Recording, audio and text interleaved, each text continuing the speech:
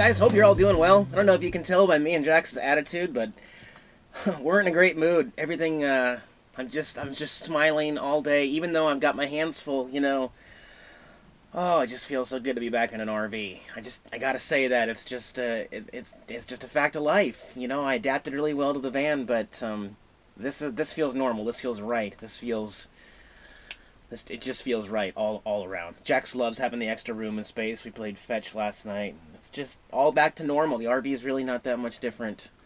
It doesn't feel that much different than the way it was before when I was in Tilly 1.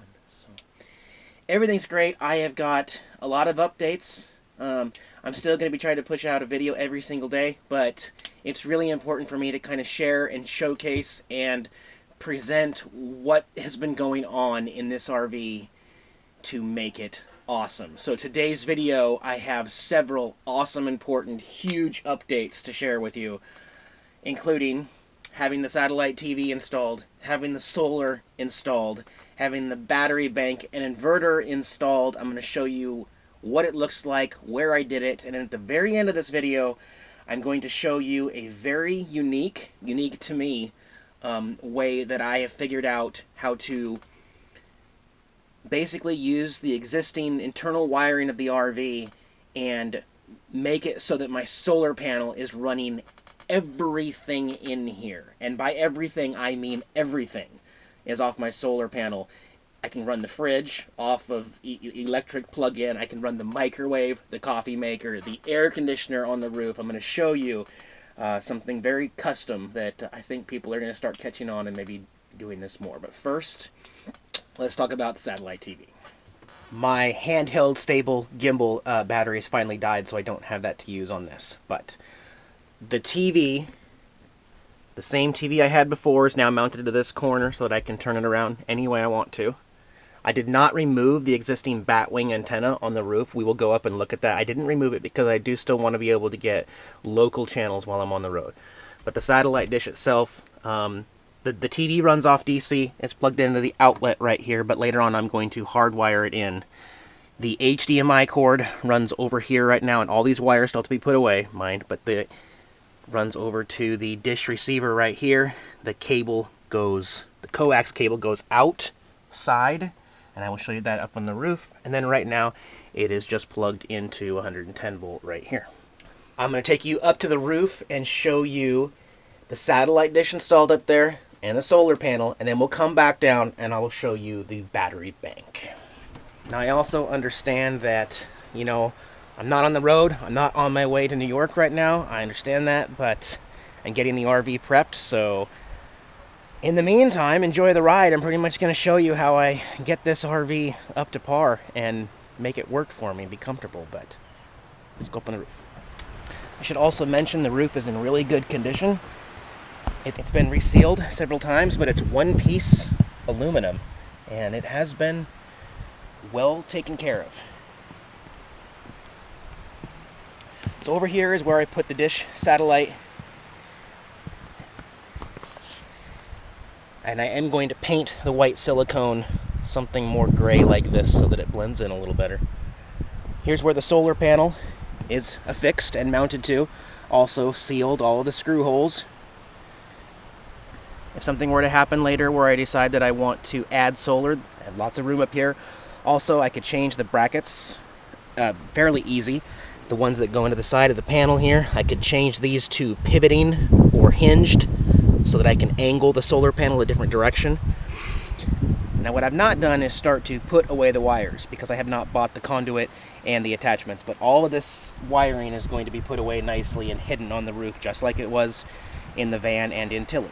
I don't want to say I've kind of rushed into the electronics, but I've been very eager to have solar and TV installed on the rig so that I can be able to urban camp quickly and be able to do that. So there's a lot of wiring that still needs to be cleaned up, but we'll get to it. What I opted to do was, here's where the dinette is on the RV. On this side of the dinette you have the water tank inside, the fresh water tank. On this side is actually a little passageway. That allows me to open up a cupboard on the other side, and we'll go inside and I'll show you what the actual, we can take off the top and look at it. But I want to point out a few things. I've got the batteries way over here against that wall. I've got my speed charger right here. Got my inverter installed right here, and I've got my Renogy charge controller here on the wall. There's also some more stuff over there. This seemed like the best place to do it because this is a steel base right here meant for carrying like large jacks and stuff, and those batteries are 80 pounds a piece. So that's a lot of weight being put in there. I wanted to make sure that it was going to be reinforced. And I also put the batteries on that edge rather than the outer edge here because it kind of centralizes the weight a little more. But let's go inside and take a look at how that works. This is where the new battery bank is installed. So I'm going to take the cushions off and show you what's going on in here. Okay, here's my new battery bank system. I've got all 4 batteries right here. As I said, they're easy to access because it's just the cushion and the wood that comes up. There's also the side compartment here. Passageway. Got all the batteries hooked up. I've got all my auxes in place. All my fuses are in place. The inverter, 2000 watt, is there. The charge controller is over there. And the speed charger for when I'm plugged into power like I am right now is over there. Also, you'll notice the meter MT5 meter is now sitting here up against the wall. All these wires, don't worry, all these wires are going to be put away so that jacks can't get them and they'll look good. But there you go. 13 volts are what my battery's at right now, not bringing in a whole lot of solar right now. But the coolest part about this is the same exact system that I had in Birth of the Van, just moved into an RV setting, which is what I always wanted in an RV, is to be able to produce my own power. And so now the interesting thing about this setup right now is what a lot of people are probably thinking, well, how does this connect with the system here on the RV? In other words, here's the batteries. There's the inverter with its own plugins on the side. That's how I would get AC power. But currently right now, none of this setup has anything to do with the lights and interior in here, any of the DC operations, any of the power outlets, anything in here right now, the way it's set up right now. And that was on purpose. That was meant so that I can have a separate system in here to be able to control my power. However, there's a very easy and kind of almost ingenious way of making it so that your interior power can be operated through a separate system. So I have to go back outside and show you that system real quick. All right, the first place we got to take a look at is under the hood. Why? Because just like my last Tilly, we have batteries under the hood that are not all starting batteries. This right here is the starting battery for the motor to actually start the motorhome up. Over here, we have 2 more batteries. These are Trojan. These are 6-volt batteries, and they are absolutely crap. I'm scared to even have them here. I will be replacing these 2 soon or diverting all of my power back. But for right now, these are 6-volt batteries. Inside, all of my batteries are positive to positive and negative to negative in parallel. This is in series because this is negative to positive. So whereas inside, all 4 of those batteries are 12-volt batteries. If I were to do it like this, then it would be 48 volts. So this is a different system. These are different batteries. In the future, at some time, I will be either replacing these batteries or I will be diverting all of the power, including the power from the alternator, and everything will go back into my bank instead. But for right now, they have to stay here because that is the only way currently that I can use the DC power inside of the RV because they're there right now. Okay, so now let me show you my cool little trick. I am plugged into power here at my buddy's house. So let me go unplug power and then I'll be back. Okay, we're unplugged. And when I plug into power or anything, I have to use this adapter on here because this would otherwise be a 30 amp, and then I've changed it into 110 volt regular. In order to use all of my power on the generator, I have to take this adapter off and I have to plug this cord into the side mounted outlet right there. If I don't do that, then running the generator, you won't have power inside. So you have to plug this cord into that box.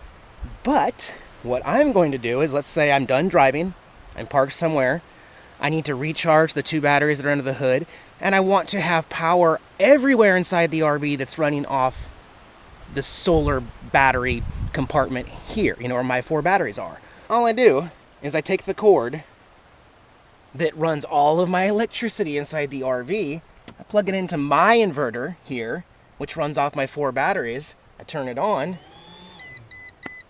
Now what's happening are several things. First of all, everything is powered through my 2000 watt inverter inside. Secondly, my onboard inverter generator that's inside the RV is now trickle charging the 2 batteries. That's automatic. I can't change that. Well, maybe I could, but it's automatically going to be charging those batteries. I have not actually done like a watt test to find out exactly, you know, how many watts it takes to do this conversion. I think of it as it's kind of inefficient, because I don't want to be running a separate charger inverter to be able to charge those batteries. I just want it to all happen naturally. I'm saying this is an easy, quick fix, and it makes a lot of sense. You know, you've just diverted it back, but what you have to understand is I'm charging batteries from batteries. And that's really inefficient, and not something I want to be doing for a very long time. So eventually what I do want to do is divert all of the wiring from this section right here, or maybe even add 2 new batteries so that I have 4 there and 2 there, and then have all 6 of these batteries all running in the same system, so that when I'm driving, the alternator charges everything. When I'm plugged in to power or have the generator running, I'm charging everything. Or when I'm just using a solar panel, my solar charge controller is charging all batteries, except for the driving battery, obviously. So that's the goal in the future, but for right now, this system works, and it was very cost-effective to do it this way for right now. So, okay, so I mean, I've got a bunch more stuff that I've still got to do. I've been working a lot, but I've also been taking breaks and having fun along the way too. But I have lots more stuff I want to look into. The propane system, I don't really have an update for that right now. I promise on my next video I will have more of an update to give everybody, but sadly I still do not have propane anything working inside the RV. I also do not have a water pump, so I have to have a hose hooked up if I want to take a cold shower. So I mean, the list is getting shorter of tasks and stuff that I want to do with the RV, but at the same time, it is obviously taking some extra time to fix everything. I am forgetting stuff. I have curtains. Remember I said I got this RV and it had no curtains anywhere? Well, I went to that wrecking yard, RV wrecking salvage place in Centralia, Washington, and I picked these 2 up for $5 a piece. Didn't come with any hardware, so I had to take off the existing hardware and mount them the only way that I could.